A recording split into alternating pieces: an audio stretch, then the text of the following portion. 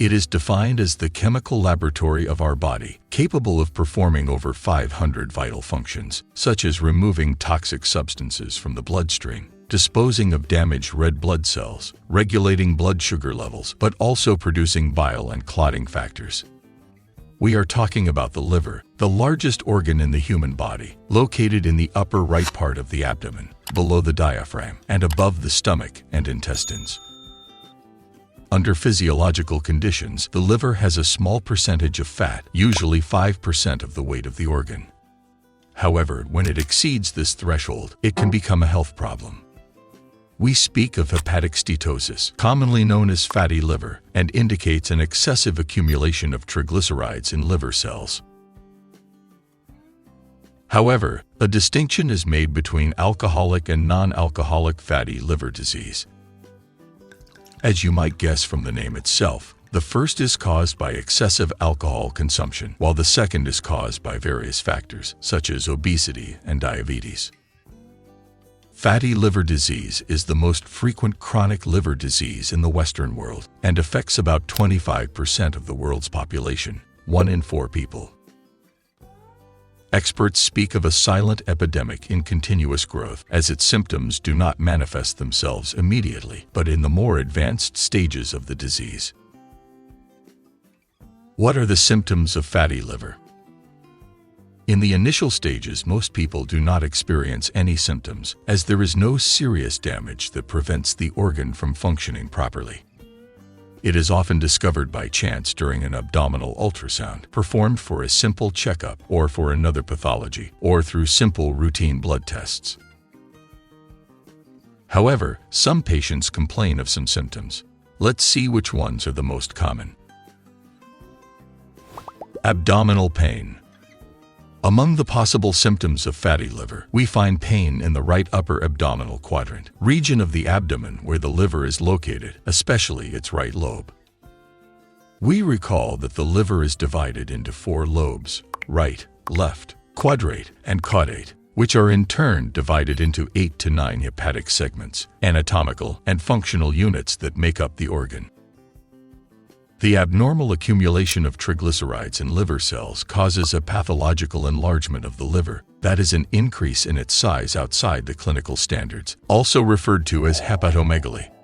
This explains why some people experience localized pain in the upper part of the abdomen, which can increase during palpation.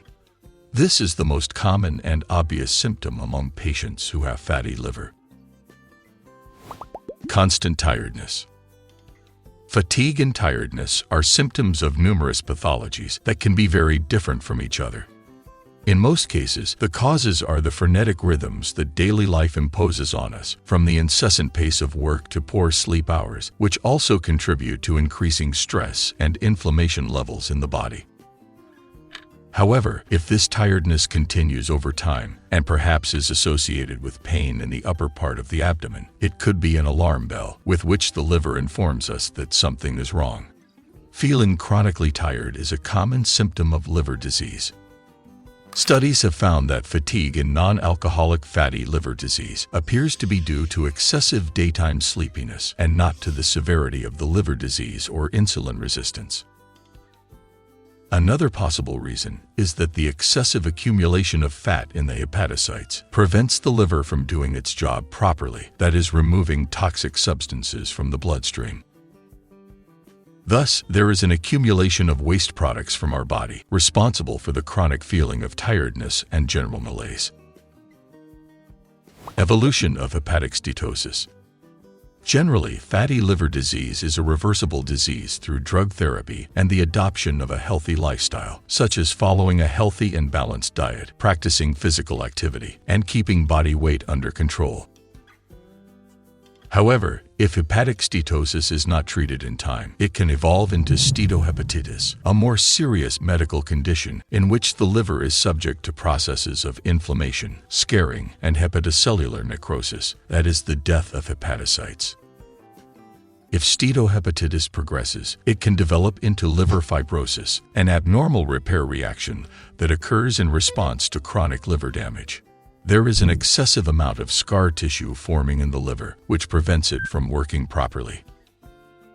When liver damage persists for a long period of time, liver cirrhosis develops, a chronic and degenerative disease where much of the healthy liver tissue is replaced by fibrous tissue. This happens because the liver tries to repair some damage accumulated over the years and at the same time tries to replace the damaged cells. During this self-repair process, fibrous scars are formed, which obstruct the passage of blood inside the liver and cause irreversible lesions, as well as a series of complications, which can be fatal.